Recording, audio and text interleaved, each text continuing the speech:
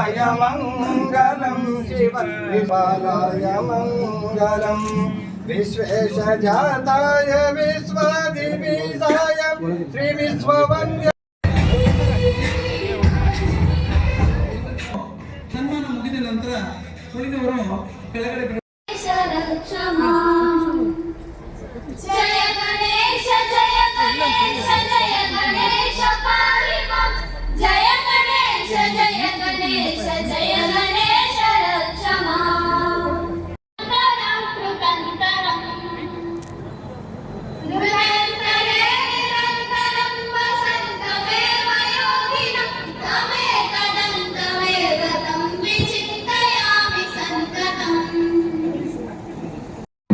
ವರ್ಷ ಆಯ್ತು. ಈ 105 ವರ್ಷದಲ್ಲಿ ಬ್ಯಾಂಕ್ ಲಾಸ್ಟ್ ಅಲ್ಲಿ ಇದ್ದಿದ್ದು ಒಂದು 7 ವರ್ಷ ಮಾತ್ರ ಅಷ್ಟೇ.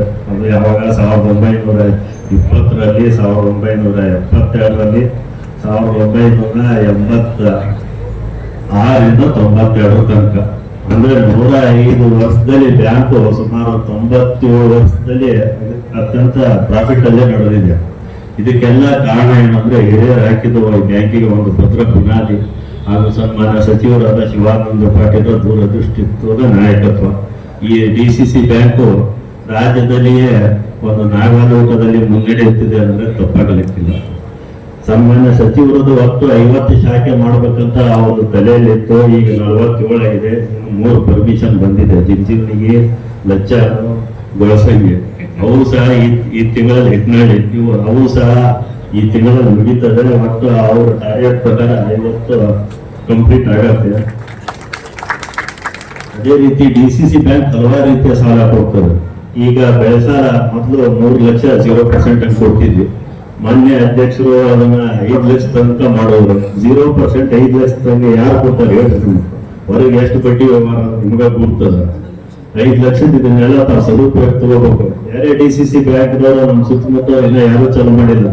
ಆಗ ನಾವು 5 ಲಕ್ಷ ನಿಮ್ಗೆ 0% ಅಂತ ಕೊಡ್ತೀವಿ.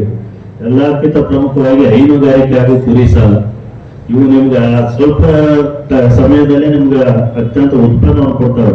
ಇಂಥವ್ರದೆಲ್ಲ ಉಪಯುಕ್ತ ತಾವು ತಗೋಬೇಕು. ಬಹಳ ಜನ ನನ್ನ ಹತ್ರ ಬರ್ತಾರೆ, ದ್ರಾಕ್ಷಿ ಹಚ್ಚಿದ್ದು ಬರ್ತಾರೆ. ಆ ರೀತಿ ಮಾಡಬೇಡಿ ನೀವು. ದ್ರಾಕ್ಷಿ ಹಚ್ಚಕ್ಕಿಂತ ಮೊದಲು ಬರ್ರಿ, ನಾವು ಸಾಲ ಕೊಡ್ತೀವಿ.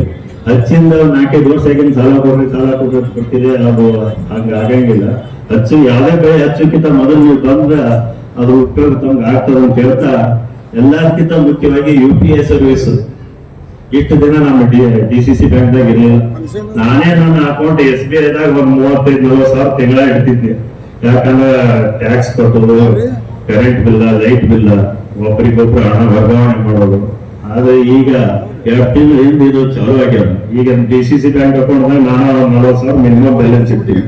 ತಾವು ಆ ರೀತಿ ಒಂದು 35-40 ಸಾವಿರ ಬ್ಯಾಲೆನ್ಸ್ ಇಟ್ಟರೆ ನೀವು ಒಬ್ರಿಗೊಬ್ರು ಹಣ ವರ್ಗಾವಣೆ ಮಾಡ್ಬೋದು. ನಿಮ್ದು ಏನ್ ಕೂತಲ್ಲೇ ಫೋನ್ ಪೇ ಮಾಡ್ಬೋದು, ಕರೆಂಟ್ ಬಿಲ್ ತುಂಬೋದು, ಲೈಟ್ ಬಿಲ್ ತುಂಬೋದು. ಇದು ಉಪಯೋಗ ತಾವು ತಗೋಬೇಕು.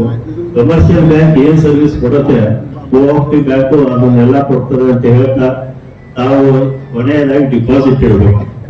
ಹೆಚ್ಚೆಚ್ಚು ಕೋಆಪರೇಟಿವ್ ಬ್ಯಾಂಕ್ ಮೇಲೆ ತಾವೆಲ್ಲ ವಿಶ್ವಾಸ ಇಡಬೇಕು. 105 ವರ್ಷದ ಬ್ಯಾಂಕ್ ಅದ, ತಾವೆಲ್ಲ ಇಲ್ಲಿ ಡಿಪಾಸಿಟ್ ಇಟ್ಟು ಈ ಡಿಸಿಸಿ ಬ್ಯಾಂಕು ರೈತರ ಪರವಾಗಿ ಯಾವತ್ತೂ ಇರುತ್ತೆ ಹಾಗೂ ಗ್ರಾಹಕರ ಸ್ನೇಹಿಯಾಗಿ ಕಾರ್ಯನಿರ್ವಹಿಸುತ್ತೆ ಅಂತ ಹೇಳ್ತಾ ನನಗೆ ಮಾತಾಡಕ್ಕೆ ಅವಕಾಶ ಮಾಡಿಕೊಟ್ಟಿದ್ದಕ್ಕೆ ತಮ್ಮ